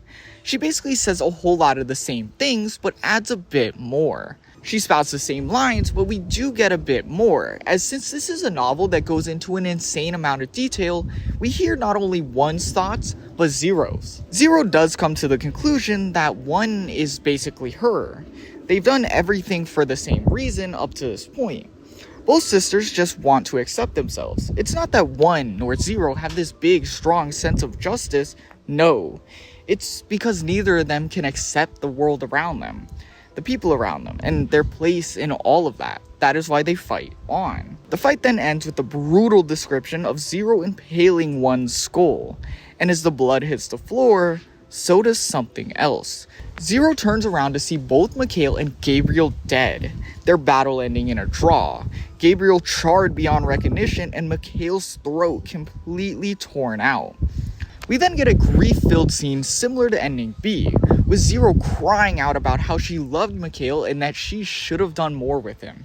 And as she tears out the flower, she gets the same exact idea as that ending. Zero creates a pact in the same way she created her sisters, proposing that the flower transfer to Mikhail and give him life. Though, rather than proposing her own life, she proposes the flower transfer to Mikhail and give him life. And just like ending B, this works, though because she chose to trade the flower and not her own life, Mikhail wakes up, but Zero is now regressed down to a child, the same age that the flower infected her. The two of them then reunite with Zero realizing the curse she's passed on. But as, things look happy ever after and all that, and it looks like we might finally be at the ending, even though it doesn't seem like a good ending, disaster strikes. Of course it does. Zero, Mikhail shouted. She didn't know what happened, but before she knew it, she was lying on the floor. How could you? She saw Mikhail raising his claws. It was a move filled with rage. The one at the end of that swing swiftly jumped back. Her mouth was strangely dry when she went to ask what the hell was going on. When she swallowed, she tasted blood. Right then, she realized she was in so much pain that she couldn't even breathe. It was then she finally understood. She had been stabbed. She saw the blood spurting out. She saw Mikhail, his huge chest puffed out to breathe fire. Who stabbed me? Who is it that Mikhail is trying to burn? Searching for the answers to those questions, she frantically looked around, straining her eyes. 1. Brother 1 emerges similar to ending A and strikes down the now childlike Zero. And while she expects Mikhail to counter easily, he failed. Him weakened due to Zero's injuries, as now, since bonding their lives via the pact, anything that happens to Zero happens to Mikhail, meaning if she's on her deathbed, so is Mikhail. As Zero slowly dies, in turn killing the newly resurrected Mikhail, she spots one final thing as her eyes close. A chord. We then hear Brothers 1 account. on how him being too scared to strike as soon as one died worked out for the best, him only having to face a childlike version of the intoner he was so fearful of. He also notes how it was so weird that Mikhail was happy to die after being called by his real name, which is horrifically sad. From there, one describes the years after, explaining that after finally gaining the courage to leave the city, he founded the Church of Angels, acting as their leader till the events that would define the Drakengard world would begin. One day, the same poison present in 3's forest appeared at the cathedral, Brother 1 realizing that it was never a creation made by 3, rather some force that never disappeared, rather moved from place to place as it grew in strength and size. It is then that one of Brother 1's followers sacrifices themselves to save him, and this act causes the fog to just disappear. It is then that the church realizes that a sacrifice will stop the poisonous fog. It'll stop the world's end. This birthing the concept of a goddess of the seal, a being who will prevent the world's end at the hands of the fog. The branch then ends with Brother 1 commenting on how ironic it is that a goddess, a being who saves the world, is a title deprived from the intoners, beings controlled by a malicious power who failed to save the world. This ending is all sorts of messed up. They really couldn't help but having Mikhail die, come back to life, and then die again with Zero. And they even added in all those details about the dragon being happy to hear his own name come from Zero's mouth. It's just horrific, and I can't believe you did this to me, Yoko Taro, but I'd be lying if I didn't expect it from you by now. It's just, why are you so messed up? All in all, for this being the very final, the real ending, the canon ending of this whole game that would go on to be the rest of the game series, I kinda expected it to be a bit more different from the other endings.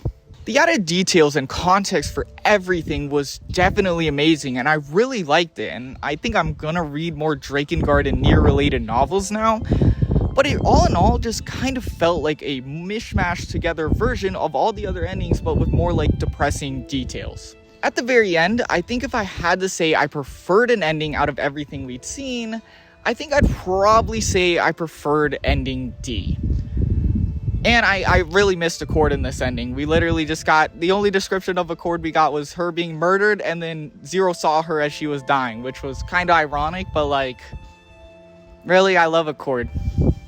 Anyways, what's your favorite ending? If you've played the game, if from the video, yeah, what's your favorite ending? That's it. We're done with ending D. Or, we're on ending E. Yeah, that's the one. Okay, that's it.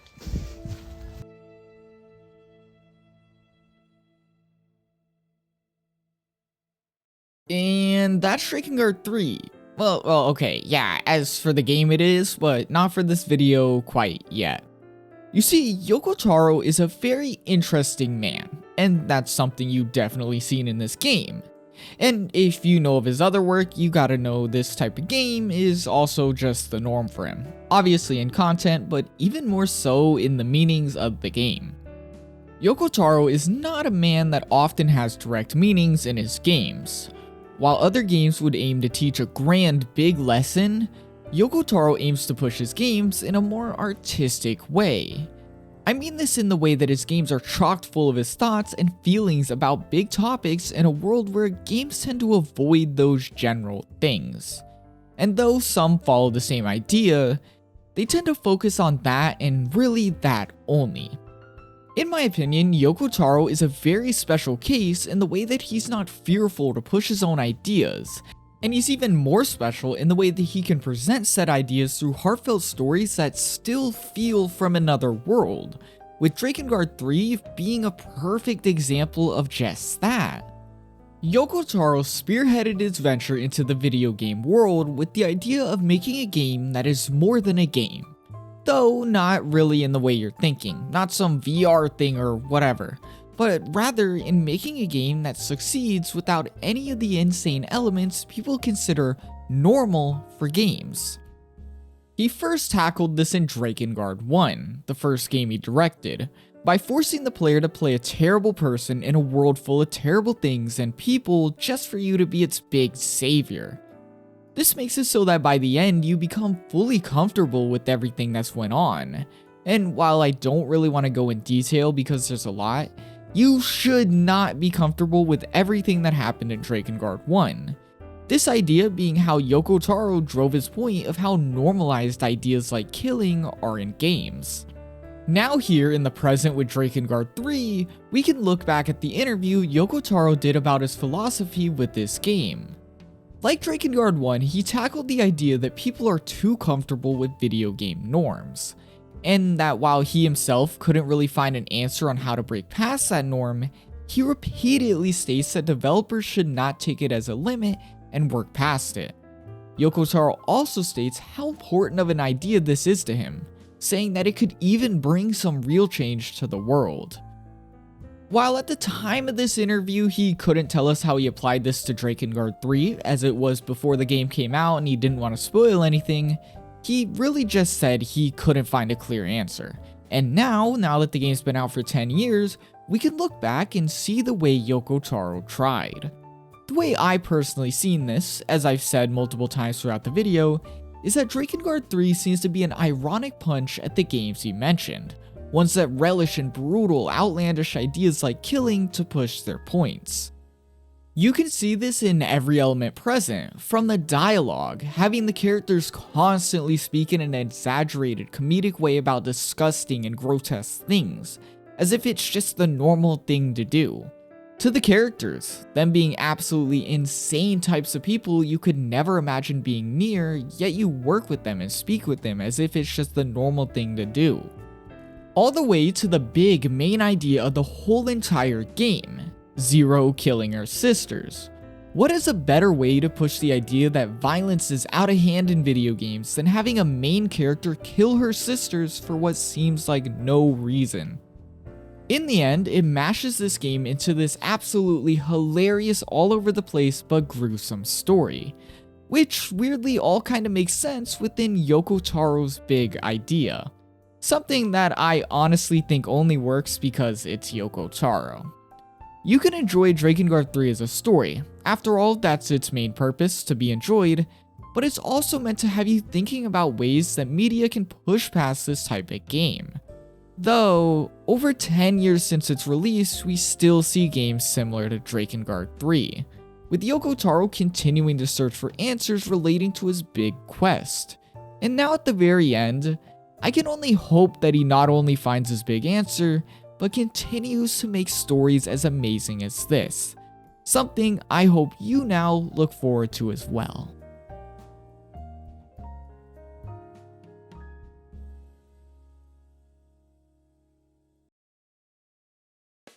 And that's Drakengard 3. For real, we're like actually at the end this time, I promise.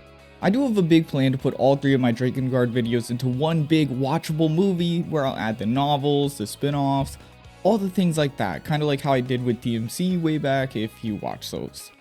Other than that, I want to remind you, you can become a member. It's $5 a month. There is no like guaranteed things other than you at least get the videos a day, 2, 3, sometimes a week early.